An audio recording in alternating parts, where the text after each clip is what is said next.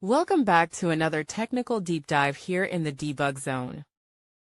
Today we're tackling a big question and breaking it down with insights from other users. Hopefully this clears up some misconceptions and helps you get the answer you need. So buckle up, stay a little curious, and let's jump right in.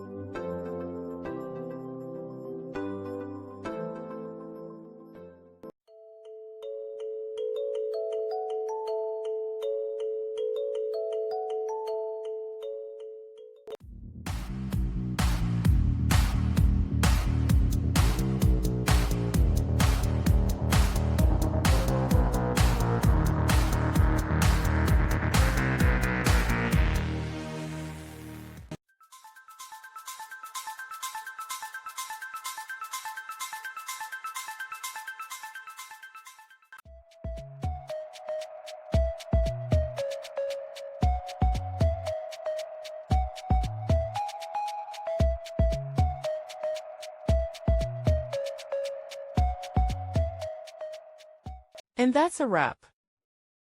I hope you found the answer you were looking for. If you did, take a second to hit that subscribe button. It really helps out. And let me know in the comments which solution worked best for you.